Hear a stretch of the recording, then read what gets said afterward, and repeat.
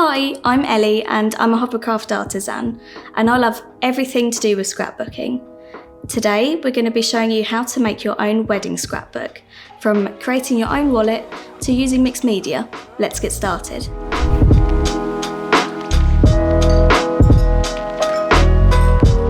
If you like this video, don't forget to subscribe to the Hobbycraft channel by clicking on the bell icon to be notified of future videos. The first thing we are going to do is create our front cover. I'll be doing this by using PBO Studio acrylic paints to create a floral border. I also have a selection of brushes which are both round and flat. We will start with our largest flat brush as this will give us great area coverage. Now they are dry, we're going to use a smaller and round brush, mixing a little white with our pink that we've just used. We're going to add some details to our flowers in the form of small curved lines working from the inside out. Taking the green paint and a medium-sized round brush, we're going to paint some leaves.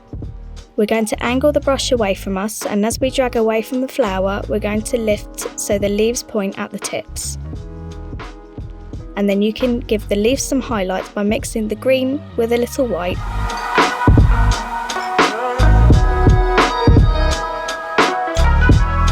Now our flower border is dry, we can go ahead with the lettering in the centre. I'm going to use a black brush marker to write our special day in the centre of our cover, applying pressure on every downstroke.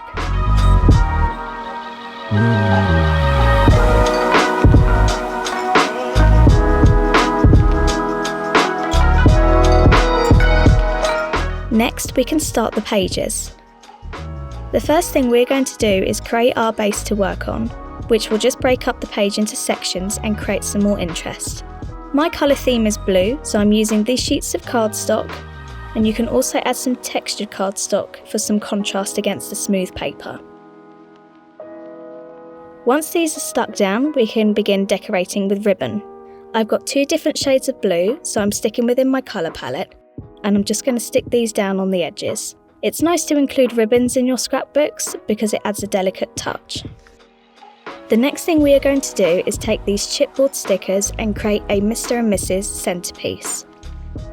Once we've done that, we also have some floral chipboard stickers here too, and I'm going to place these around the edges of the square collage just to loosen up the geometric appearance.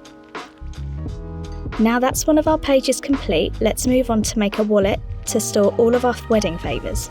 So I'm starting with two small cuttings of cardstock.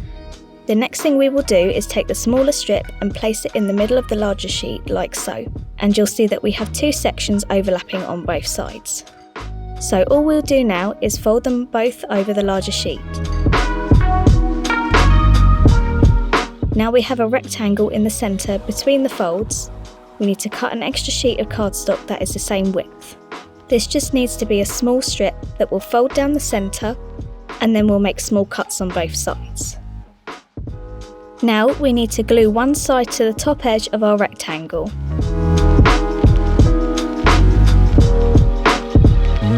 And glue the other side, the two flaps, and attach it to our main larger sheet of card, and there you have your wallet. You can decorate this however you want, but I'll be using this British Garden pattern paper. I'm cutting this down to size so it fills the inside of the wallet and a small strip on the outside too. You can put your chosen photos in the wallet, or you can stick them just next to it on the page.